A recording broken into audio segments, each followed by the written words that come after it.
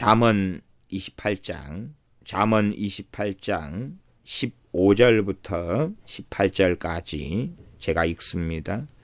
가난한 백성을 압제하는 악한 관원은 부르짖는 사자와 줄인 곰 같으니라.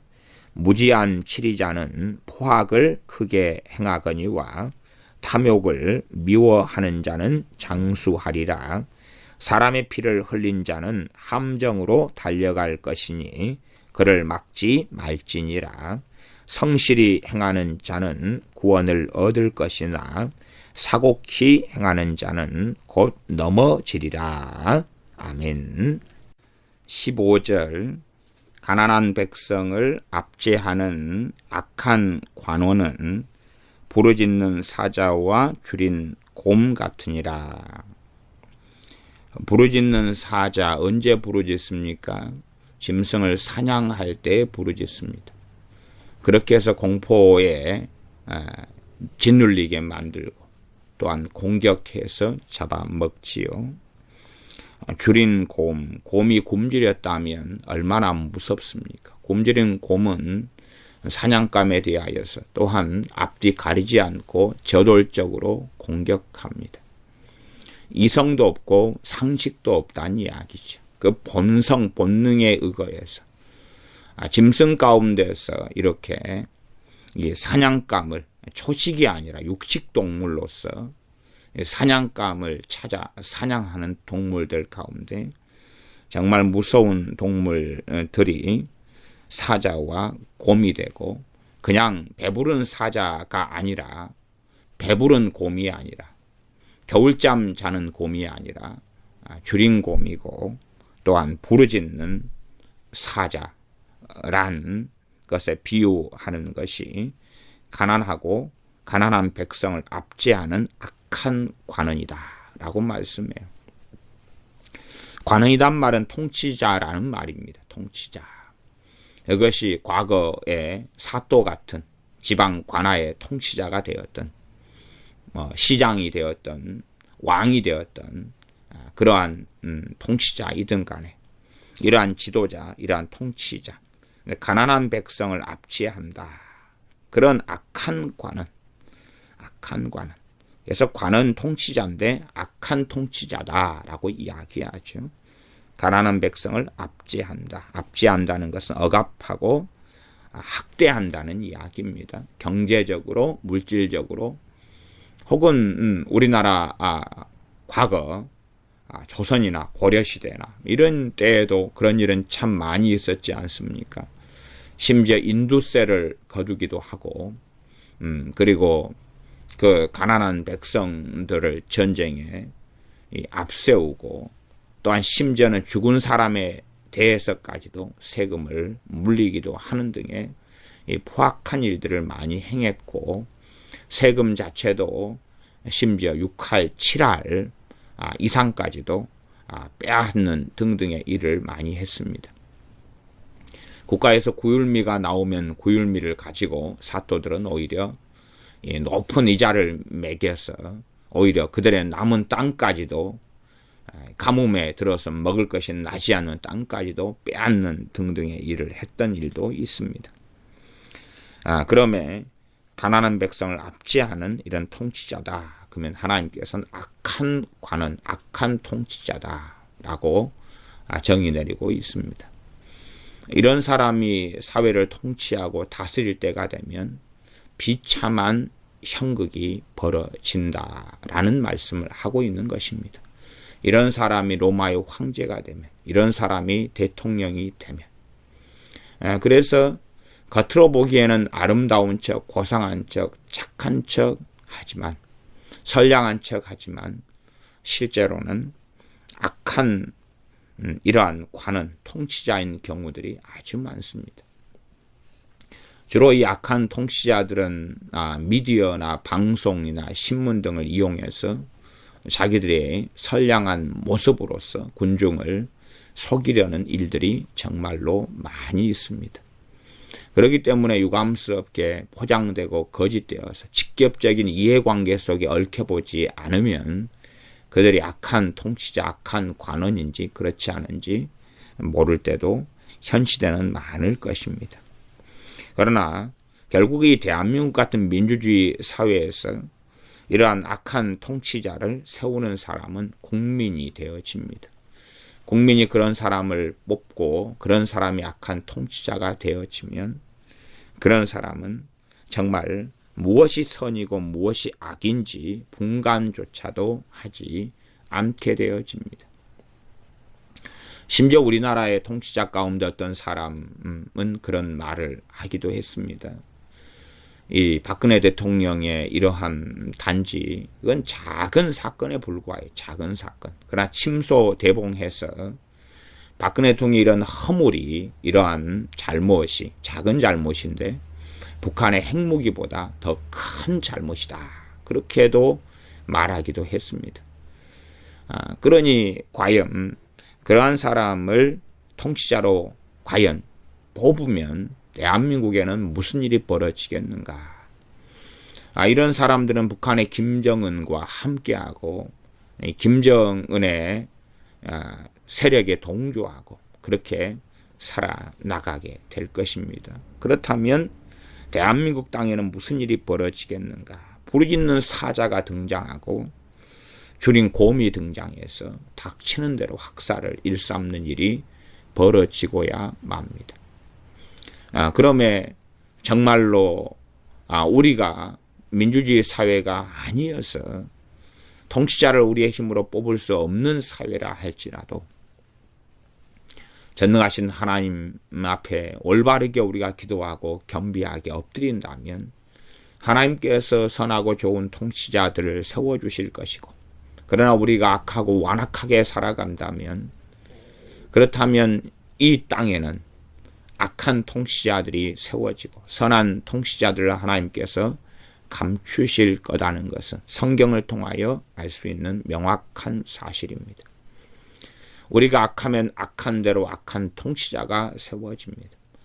통치자의 수준은 실제로 우리의 수준이 되고 우리의 얼굴이 되어집니다. 우리가 어떤 사람인가, 물론 우리가 완악하고 악할 때라도 하나님께서 예외적으로 우리를 불쌍히 여기시고 긍휼히 여기셔가지고 선하고 도운 통치자를 세워주실 때는 있었습니다.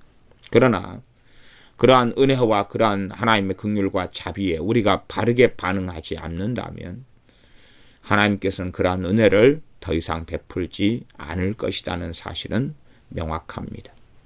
그러므로 일반적으로 통치자의 모습이 바로 국민들이고 우리의 모습과 얼굴이 되고 실제로는 교회의 정체성, 교회의 모습, 교회의 신앙과 믿음의 현주소가 될 때가 아주 많습니다.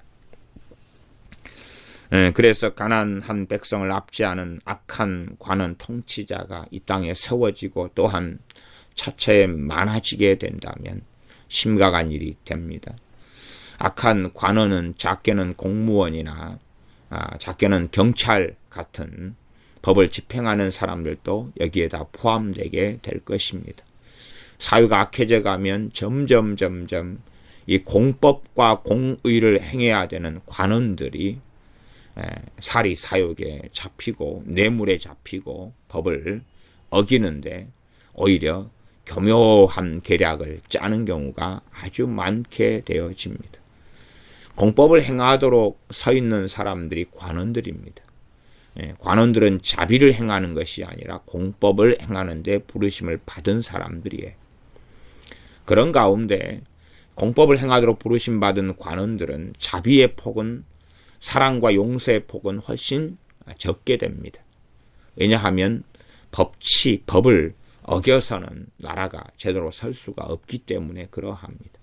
그러나 이 관원들이, 악한 관원들이 많이 생기면 대한민국이나 또한 각 나라의 각 백성들이 사는 사회 근간이 무너지게 될 수밖에 없습니다. 그리고 사람들은 더 악하게 되어져 가고 하나님의 진노와 심판은 찾아올 수밖에 없는 영적 원리가 있습니다. 16절입니다. 무지한 치리자는 포악을 크게 행하거니와 탐욕을 미워하는 자는 장수하리라. 무지한 치리자는 포악을 크게 행한다. 무지한 자는 당연히 지혜가 없고 지각이 없고 그런 사람, 슬기가 없고 어리석은 통치자입니다. 무지한 사람은 다른 사람 말에 쉽게 넘어가 버리죠. 이 지금 시대에는 하나님의 백성들, 자녀들이라고 하는 사람까지도 유감스럽게 무지하게 되었습니다. 하나님의 백성이 무지하다, 그 말은 하나님을 제대로 알지 못하고 있다. 또 하나님의 말씀에 무지하다, 그런 이야기입니다. 신앙생활을 10년, 20년, 30년을 해도 하나님의 말씀에 무지한 사람들이 정말로 많습니다. 무지하려면 하나님 말씀을 사랑하지 않고 무관심하면 되는 것입니다. 주일에 예배에 참여하고 설교를 듣더라도 설교 자체가 무지한 설교도 굉장히 많고, 또한 좋은 설교, 좋은 가르침이라 할지라도 내가 받아들이지 않고 거부하고 무관심하고 무지한 채로 남을 수가 있습니다. 그렇게 무지한 사람들은 현혹이 쉽게 되어지고 쉽게 미혹에 빠지고 쉽게 잘못된 길 속에 들어가게 되고 맙니다. 마찬가지로 무지한 치리자는 뭘 가지고 있습니까? 권력을 가지고 있습니다.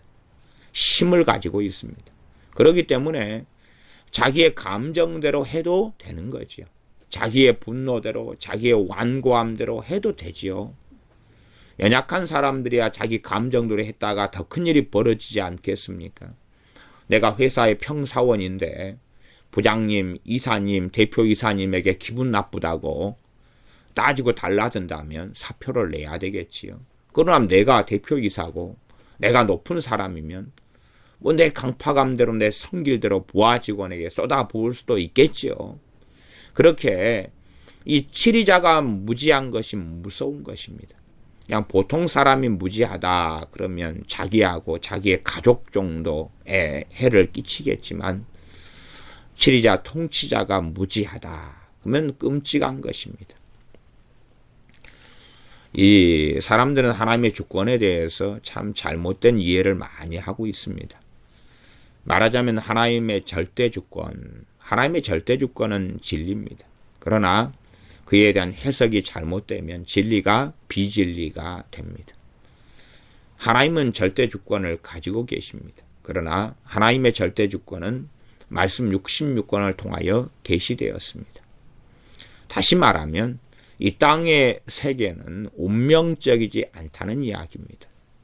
요한계시록처럼 하나님께서 예언하시고 이루시는 정확한 일이 운명적인 것처럼 나온 것도 있어요. 그러나 주님께서 말씀하시지 않았습니까? 이 환난의 날들이 감해지도록 기도하라. 뭐 우리가 믿음으로 환난의 날들이 감해지도록 기도하면 감해지는 거고, 그렇게 안 하면 안 감해지는 것입니다. 겟세마네 동산에서 주님께서 제자들에게 시험에 들지 않게 깨어있어 기도하라 그랬습니다. 그들이 깨어있어 기도한 사람들이 있었다면 그 시험에 안 들었을 것이고, 그들이 깨어있어 기도하지 않았다면 시험에 들었을 거다, 그 말이에요. 그러나 그들은 깨어있어 기도하지 않았습니다. 물론 성경은 그들이 주님을 버리고 배신할 것은 예언되어 있습니다. 그러나 12명 가운데 한 8명이 배신하고 한 4명은 배신 안 할 수도 있는 것 아니겠습니까? 성경은 모든 것을 올이냐 아니면 넌이냐, 모두냐 아니면 전무냐 전부냐, 이런 방식으로 성경은 말씀하고 있지를 않거든요. 모든이란 단어를 쓸 때도 전체 100%를 이야기하는 모든이란 개념을 성경은 거의 잘 사용하지 않습니다. 그런 것을 문맥을 통하여서 여러분들이 꼼꼼하게 살펴보는 것도 필요합니다. 그렇게 이 16절에 무지한 치리자다 그러면 무지한 치리자에 대하여 하나님께서 말씀해 놓았다면 무지한 치리자가 없고 세워지지 않는 것이 하나님의 뜻인 것을 알 수가 있습니다. 그러나 한편으로는 우리가 악해지고 완악해져 가면 무지한 치리자가 생겨날 수밖에 없는 것이지요. 심지어는 이 무지한 치리자가 왕이고 왕의 부모가 있는데 왕과 왕비가 자기의 자녀를 잘못 양육했다면 무지한 치리자가 등장하고 나타날 수밖에 없는 것입니다. 그러하지 하나님께서 무지한 치리자가 나타나면 그것은 하나님의 예정이고 이미 하나님께서 다 정해놓은 거기 때문에 절대 바꿀 수 없다. 그렇게 되면 이 잠언의 말씀은 기록될 이유가 없을 것입니다. 심지어 그런 극단적인 운명론적인 잘못된 예정에 들어간다면 기도할 필요가 없지요. 왜 기도하라고 말씀하겠습니까? 왜 믿으라라고 말씀하겠습니까? 히브리서 11장은 믿음의 장입니다. 심지어는 믿음을 통하여서 죽은 자를 부활로 받기도 했다 그럽니다. 그러면 그냥 믿음이겠습니까? 그냥 우리 예수님을 믿는 사람들이 가진 예수님을 믿는 믿음만으로 그런 일이 가능했다는 이야기겠습니까? 전혀 그런 거 아니죠. 그런 거 아니에요. 나 사람들은 자기가 주님을 믿는 믿음, 하나님을 믿는 믿음만으로 히브리서 11장에 있는 그 놀라운 믿음의 역사를 누려보려고 그럽니다. 다니엘은 사자들의 입을 막았는데 히브리서 11장에는 믿음으로 사자들의 입을 막기도 했다라고 기록하지. 믿음으로요. 그러나 단지 그냥 다니엘이 하나님 배신하지 않고 그렇게 열심히 기도하고 살았으니까 사자들도 그를 잡아먹지 않았다. 그렇게 하면 안 된다 그 말이에요. 다니엘이 믿음으로 그렇게 했기 때문에 하나님께서 사자들의 입을 봉해버리고 막아버리신 것입니다. 그러지 보통 믿는 사람들이 다니엘처럼 하루에 3차례 기도했고 사자굴에 던져졌다면 그들은 다 대부분 죽었다 그 말이에요. 대부분 죽었다. 그러니 믿음으로 불의 세력을 멸하기도 하고 믿음으로 적군과 싸워서 이기기도 하고 하는 그 히브리서 11장의 믿음은 단순한 그런 우리가 예수님 믿는 그런 믿음을 이야기하는 것이 절대 아닙니다. 그 믿음의 권능과 능력을 이야기하는 것이 믿음의 능력을 믿음의 능력을. 그러기 때문에 그러한 믿음의 능력은 아무나 가지고 있지는 않습니다. 아무나 가지게 되지도 않습니다. 그래서 성경 히브리서 11장 같은 경우는 내가 이 성경에 있는 입다나 삼손이나 아니면 여러 선지자들이나 다윗이나 이런 사람의 일을 사무엘의 일을 말하려 하려면 한정이 없을 거다. 그런 말씀을 기록하고 있지 않습니까? 다 성경에 기록된 인물들이 어떤 사람입니까? 정말로 탁월한 믿음의 사람들, 탁월하게 하나님을 경외한 사람들이지 그냥 이스라엘 하나님 백성들은 전부 다 그런 일이 가능했다. 그게 아니에요. 예수를 믿는 사람은 다 그런 일이 가능하다. 그것이 아닙니다. 마가복음 16장 17, 18절에는 믿는 자들에게는 이런 표적이 따르니 저희가 내 이름으로 귀신을 쫓아내며 새 방언을 말하며 믿는 자에게 다 귀신을 쫓아내는 권세가 있다. 그렇게 가리키는 것은 교리적으로는 맞습니다. 그러나 우리 주님을 믿는 사람이 무조건적으로 귀신을 다 쫓아낼 수 있다. 그건 틀린 이야기죠. 틀린 이야기. 그렇게 되지 않습니다. 다 귀신이 쫓겨나간다면 믿는 사람들이 귀신 때문에 고통을 받는 사람들은 없어야 되겠죠. 그러나 결코 그렇지 않습니다. 그들의 믿음의 부족, 믿음의 연약함 등으로 효과적으로 귀신과 더러운 마귀와 제대로 된 싸움을 못하는 것입니다. 또한 마지막에는 병든 자에게 손을 얹은 적은 나으리라. 그럼 우리 예수님 믿는 사람이 병든 사람에게 손을 얹으면 낫습니까? 앉아 기도하면 다 낫습니까? 얼마나 낫습니까? 병을 고칠 수 있는 사람은 얼마나 있습니까? 그냥 믿음을 이야기하는 것이 아닙니다. 물론 자격 요건은 우리 주 예수님을 믿는 사람은 자격 요건을 가지게 됩니다. 그러나 자격을 갖췄다. 다시 말하면 어느 공무원 시험에 응시할 자격이 어떤 사람이냐? 만 18세 이상은 응시 가능합니다. 그런다 해서 응시하면 합격을 시켜줍니까? 안 그러지요. 그에 대한 성적이 나와야 될 것 아닙니까? 대한민국 국민이라면 다 응시 가능합니다. 응시하면 됩니까? 자격은 주 예수를 믿는 사람들의 자격이에요. 그러나 그러나 이 놀라운 능력 있는 믿음이 필요한 것입니다. 뱀을 집을 수 있다. 독사죠, 독사. 독사 집으면 독사가 물지요. 그러나 그걸로 인해서 해를 대부분의 사람은 다 받을 수밖에 없는 거예요. 독을 마실지라도 해를 받지 않는다. 독을 마시면 어떻게 해를 받지 않습니까? 아마 이 사회적으로 이 세상은 인스턴트 음식이 점점 많아져가 공해가 많아져 갑니다. 그렇기 때문에 사람들 몸에 독성이 점점 쌓여가요. 그 독성이 쌓여가기 때문에 훨씬 더 암이 많이 빈발하고, 그리고 사람 몸은 훨씬 더 병에 노출되고 면역성은 떨어지게 됩니다. 의학기술은 발달해서 평균 수명이 늘어가지만 어느 한계에 머물 수밖에 없는 이유가 그런 데에 있는 것입니다. 그러나 정말로 마가복음 16장에 있는 대로 이 병을 치유하는 믿음, 독을 마셔도 해를 받지 않는 그 믿음을 가진 사람은 현 시대에 아무리 공해가 만연한 사회에 산다 할지라도 그 독성의 영향에서 면해지고 독성이 해제되고 사라지는 것은 명확합니다. 그냥 믿음을 이야기하지 않습니다.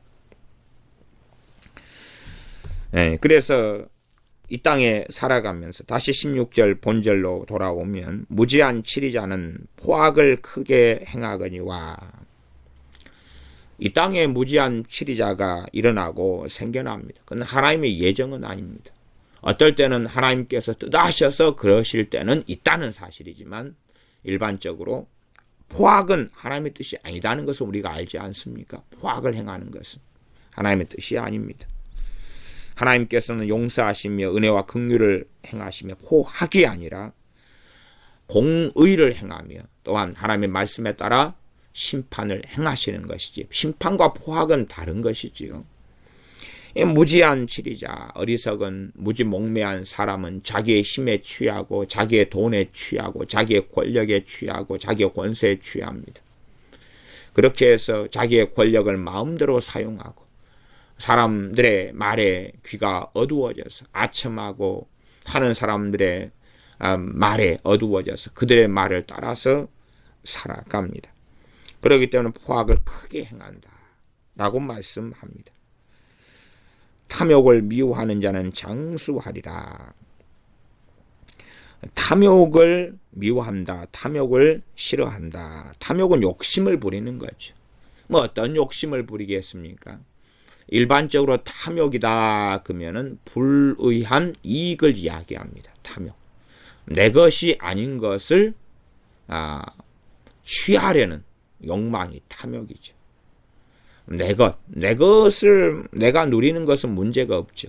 심지어는 이제 좀 탐욕이 확대된다면 내 것 가운데서도 내가 남는 것도 있죠. 남에게 나눠주고 섬길 수 있는 것도 있죠. 그런데 그런 말도 있지 않습니까? 네 주는 이보다 버리겠다. 그런 말도 있잖아요. 들어보셨어요? 이 음식을 너희들 주는 것보다 개를 먹이겠다. 뭐 그런 말도 있지요. 그런 것처럼 이것도 탐욕에 들어가지요. 그러나 이제 일반적인 탐욕은 내 것이 아닌 것들을 취하는 거죠. 십계명 10번째 계명에 이 탐하지 말라. 남의 아내를, 남의 남종이나 남의 여종이나 남의 밭이나 전토나 이런 걸 탐하는 거죠. 탐욕이죠. 그래서 다른 사람이 잘되고 성공할 때에 저것을 내가 가졌어야 되는데, 내가 얻었어야 되는데 저 사람이 얻었구나.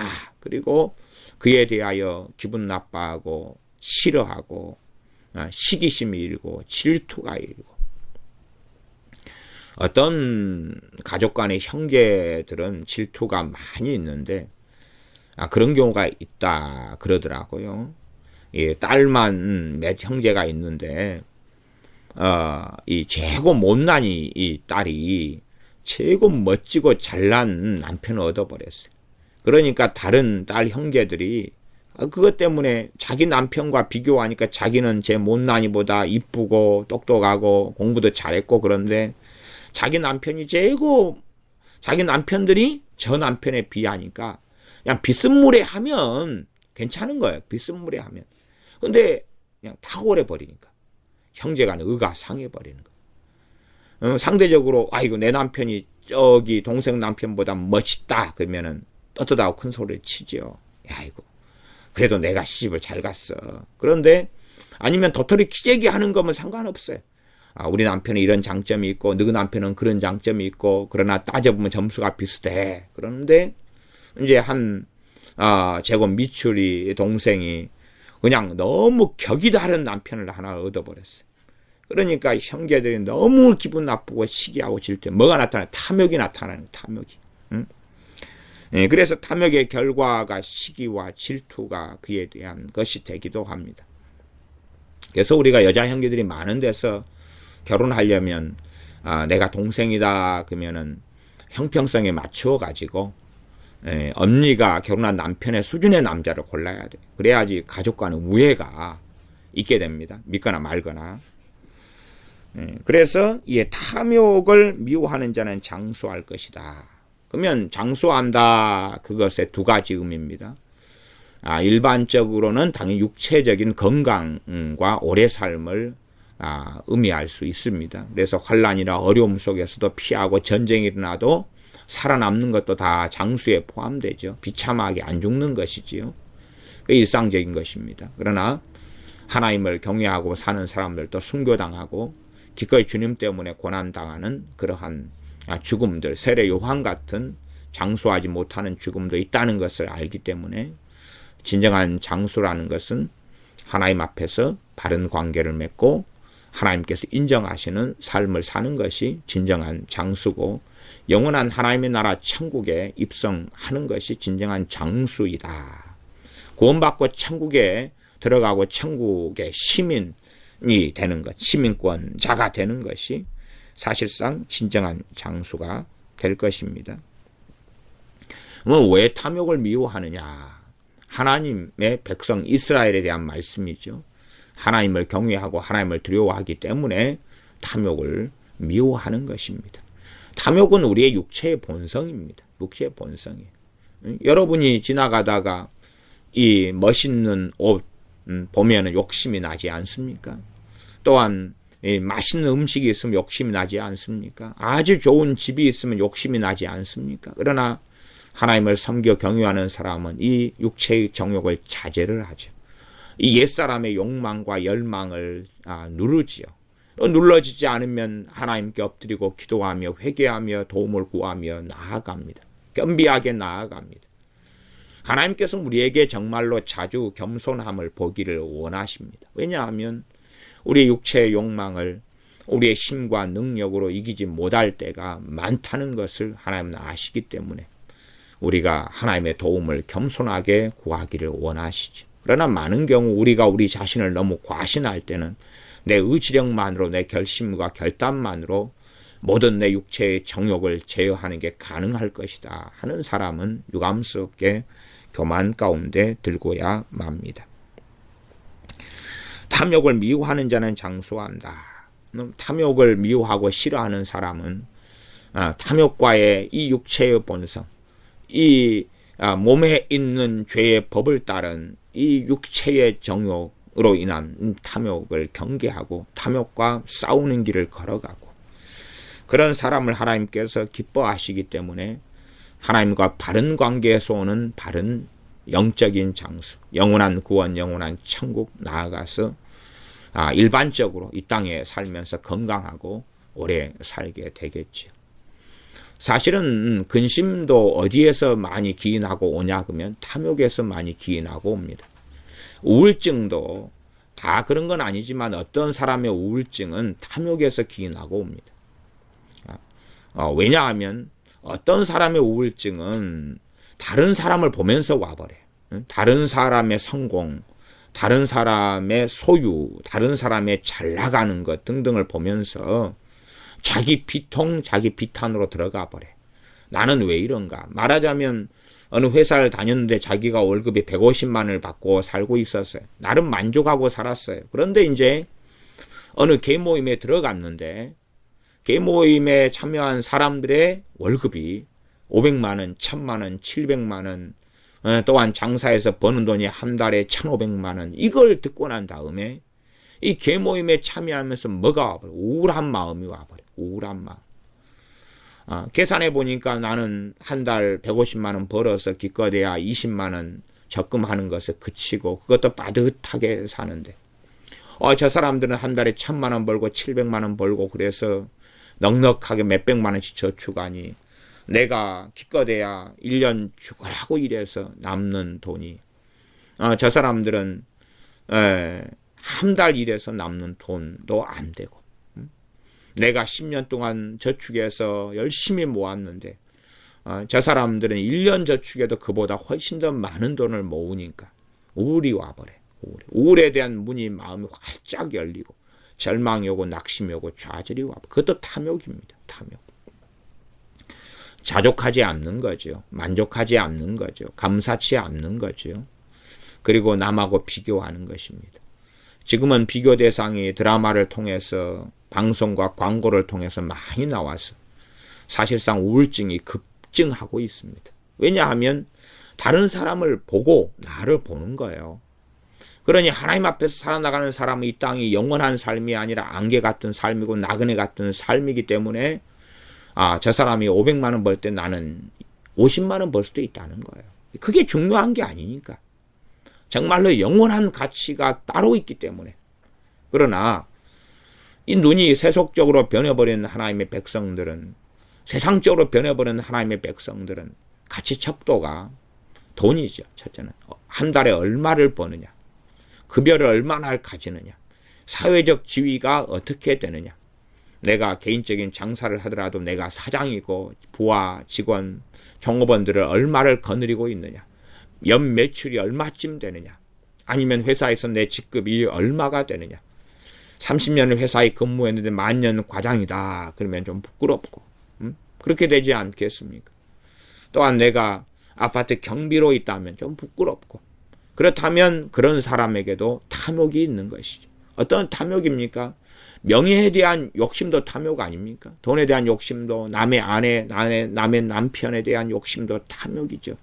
남의 땅에 대한 욕심, 아파트에 대한 욕심, 부동산에 대한 욕심, 욕심이 아니라 건전한 투자는 괜찮은 것이에요. 부동산이든 동산이든. 그러나 이 탐욕을 많이 가지고 사는 사람, 탐심은 우상숭배니라. 그렇게 말씀한 것처럼 이 탐욕을 가진 사람이 하나님과의 바른 관계를 맺을 수가 없습니다. 그래서 하나님 앞에서 그 뜨거운 신앙 또한 열정, 하나님의 은혜로 인해서 하나님과 함께 살아나가는 삶의 길에 들어서 살 수가 없습니다. 물론 우리는 압니다. 악인의 형통도 알고 악인의 형통에 대해서 나와 있는 말씀 가운데서는 악인이 장수하는 것도 나와 있습니다. 그렇기 때문에 여기에 장수를 단순하게 오래 산다는 걸로 이해하면 곤란하다. 그런 말입니다.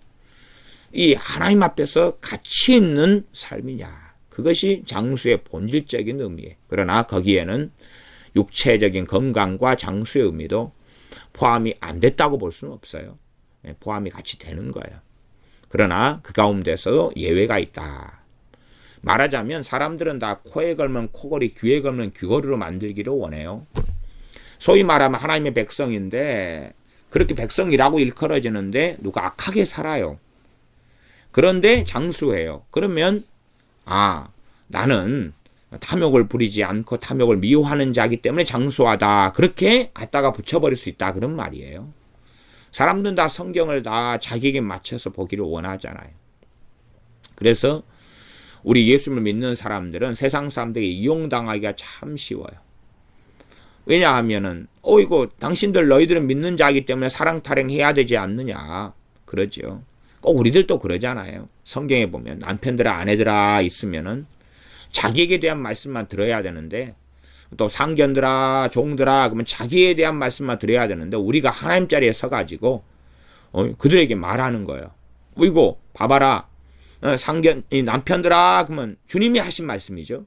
아내들아 그러면 주님이 하신 말씀인데 내가 주님인 것처럼 내 남편에게 남편들아 이리라 그랬다. 아내를 자기 몸처럼 주님이 사랑하신 것처럼 사랑하라 그랬지 않느냐. 왜 안 해?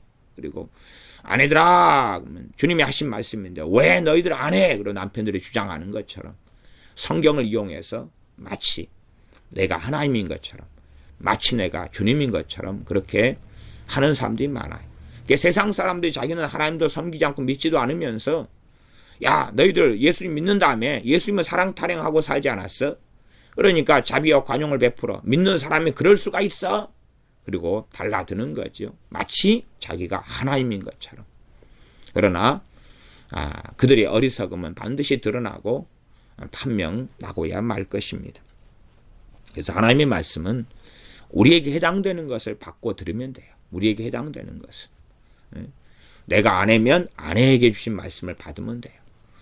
또 자녀들아 그러면은 자녀들이면 자녀들에 해당되는 말씀을 받으면 되는 거예요. 그렇게 살면 되는 거지. 우리가 성경을 보면서 와, 저 사람들은 왜 저렇게 살아? 왜 저 사람들은 말씀을 어긋나? 잘못 지켜? 그렇게 보는 것이 하나님의 자리에 서가지고 심각한 오류를 범하면서 살 수 있다는 것입니다. 탐욕을 미워하는 자는 장수하리라. 17절 말씀입니다. 사람의 피를 흘린 자는 함정으로 달려갈 것이니 그를 막지 말지니라. 참 놀라운 말씀이 있습니다. 우리는 이 사랑 하면서 하나님 말씀을 어기려 합니다. 이게 참 말씀 가운데 굉장히 어려운 말씀이 사랑이란 말씀이에요. 정말 사랑이란 말씀은 하나님은 사랑이시니라 또한 우리에게 서로 사랑할지니라 하는 말씀은 굉장히 난해하고 어려운 말씀이에요. 사실은 깊이가 있는 말씀이다 그렇게 볼 수가 있어요. 아이들 학생들 수학을 공부하면 수학이 얼마나 깊이가 있는지는 더 고급 단계의 수학을 공부해 갈수록 아마 알 거라고 생각합니다. 그런 것처럼 이 사랑은 참 깊이가 있고 깊이가 있는 것만큼 어려울 때가 많이 있습니다. 하나님께서는 17절의 말씀이 이렇게 하는 거예요.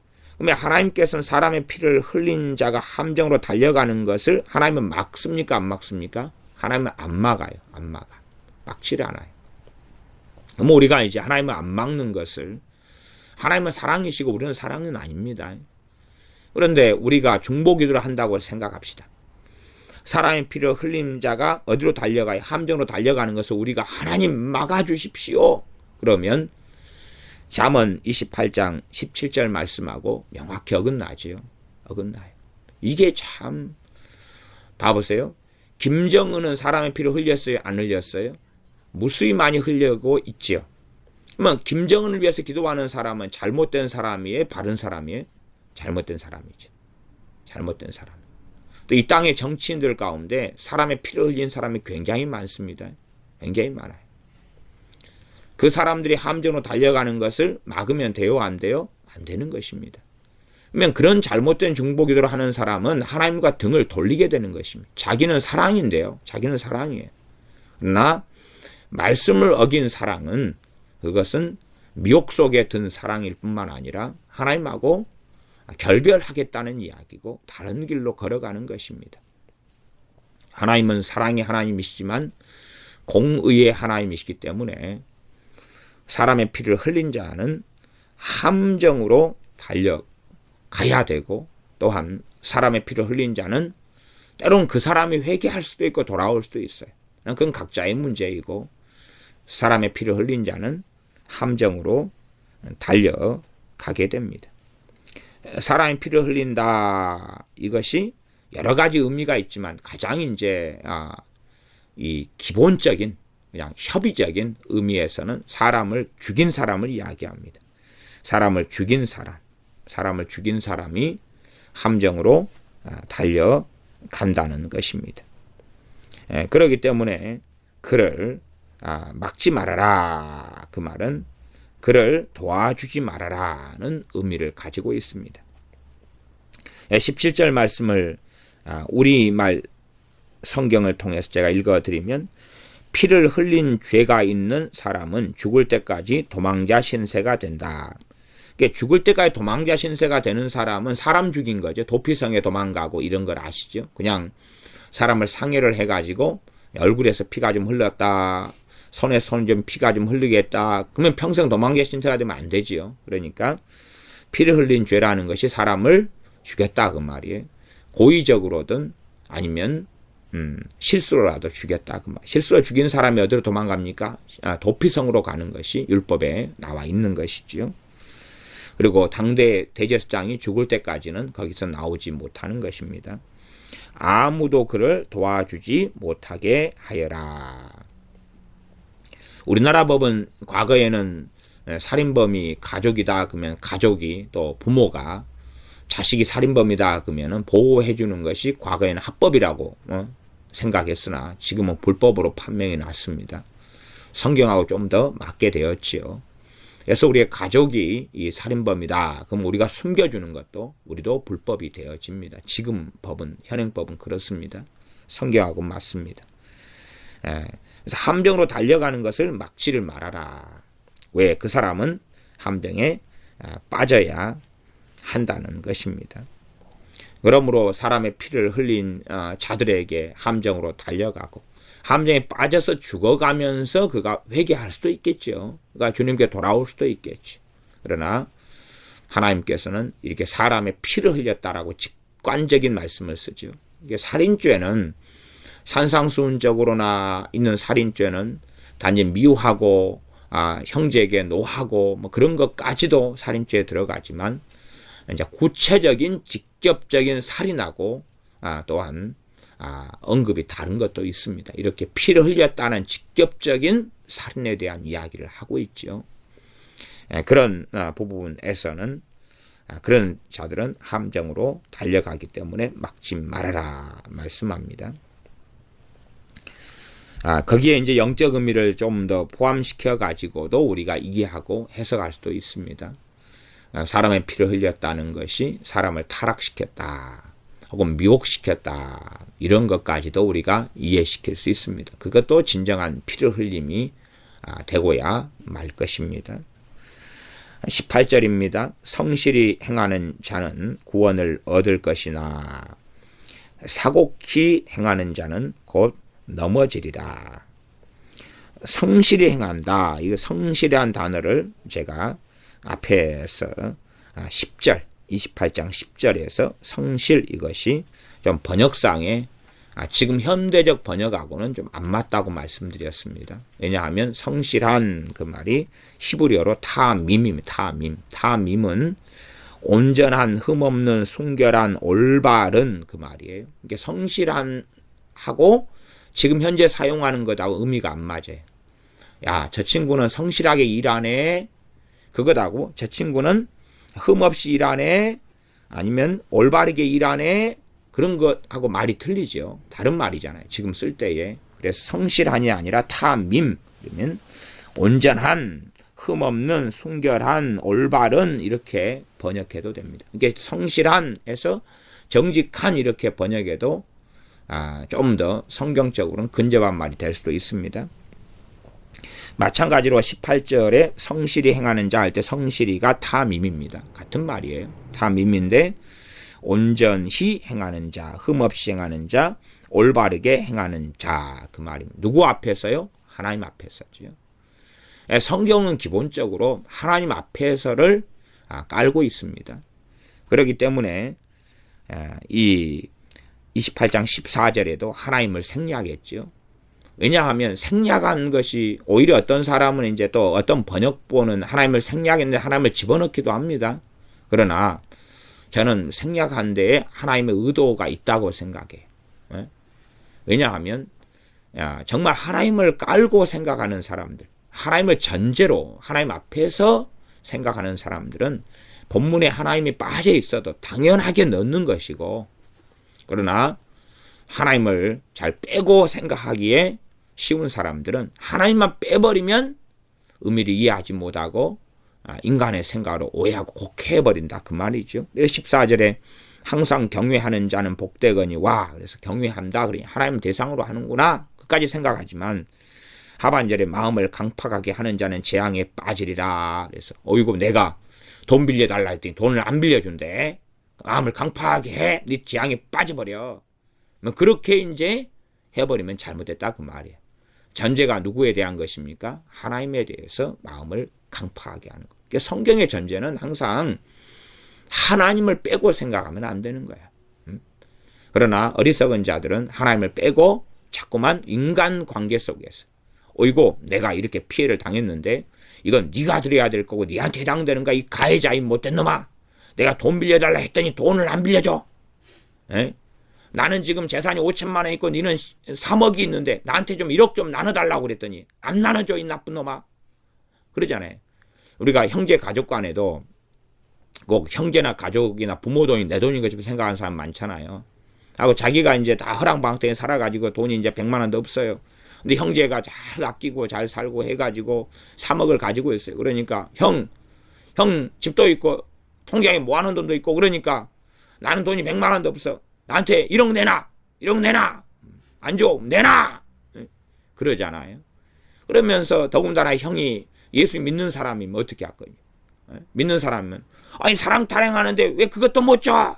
그리고 자기가 하나님인 것처럼 성경을 자기 마음대로 이용해가지고 하면 이제 믿는 사람은 또 이게 죄책감이 생기고 가책이 생긴단 말이에요. 이걸 줘야 돼. 말아야 돼. 이런 것이 많이 생기죠. 하나님을 전제로 해서 항상 말씀을 이해하는 것이 우리 그리스도인들의 기본입니다. 18절에 성실히 행하는 자는 구원을 얻을 것이나 그러면은 성실이 누구 앞에서요? 하나님 앞에서가 성실입니다. 하나님 앞에서. 하나님 앞에서 이 성실이도 타민 온전히 흠없이 올바르게. 근데 좀 더 이제 흠없이 온전히도 괜찮고 올바르게도 괜찮습니다. 의롭게 이렇게 하는 것이 좀 더 근접하겠죠. 올바르게니까.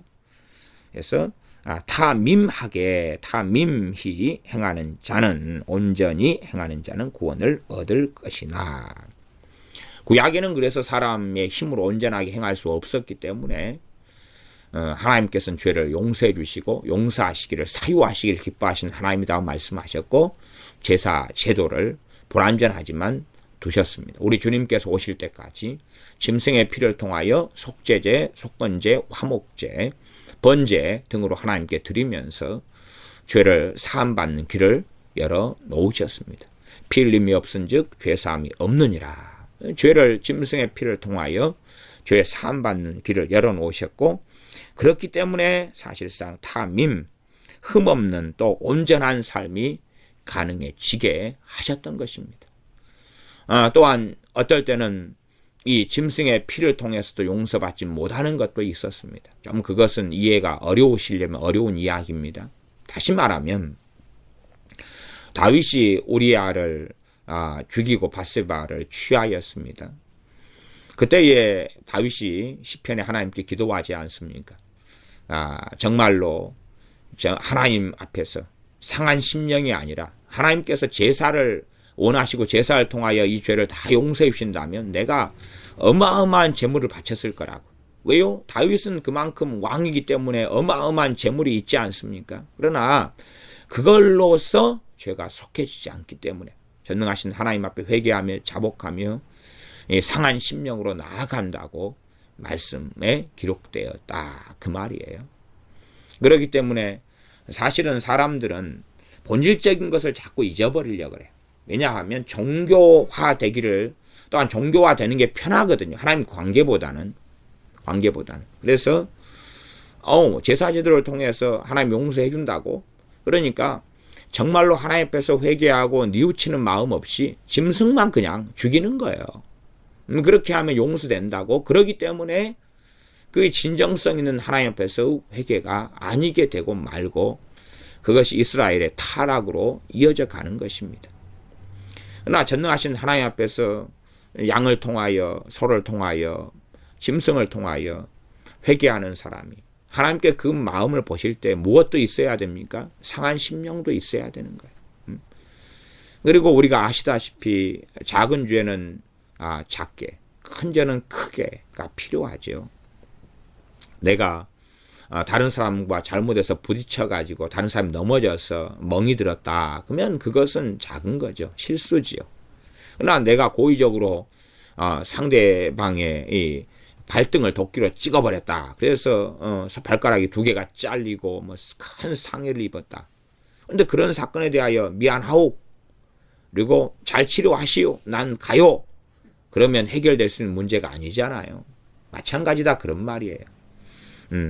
그렇게 심각한 그런 죄에 대해서는 정말 하나님께 심각하게 나아가야 한다는 이야기죠. 그러한 상한 심령이 필요하다는 이야기입니다. 그러나 지금 현 시대에 우리 그리스도인들은 그렇게 안 하는 경향성이 정말로 많습니다. 하나님 앞에서 중심이에요. 그냥 단지 감정적으로 분위기를 잡고 슬퍼하고 울고 하는 것을 이야기하는 게 아니라 전능하신 하나님 앞에서 이 상한 심령을 가지고 있느냐 하는 것입니다. 당연히 구약은 짐승의 피지만 신약은 영원하신 주님의 속죄를 통하여 하나님께 나아가는 것이지만 회개에는 사실상 상한 심령이 필요합니다. 그래서 성실히 온전히 행하는 자는 구원을 얻을 것이다. 그 구원은 영혼의 구원을 전제로 하기보다 하나님 백성이기 때문에 하나님 백성이 전제로 영원한 구원을 받는 하나님의 선민인 건 당연하죠. 물론 육적인 이스라엘이 다 영적인 이스라엘은 절대 아니라고 말씀에 기록되었습니다. 그러면 하나님의 백성이라는 전제 속에서 그런 백성이 구원을 어디서 얻느냐? 전쟁, 환난, 또한 문제 그런 것들이 있고 거기에서 구원을 얻게 된다고 말씀하죠. 하나님께서 그들의 삶에 관여하시죠. 성경에 기록됩니다.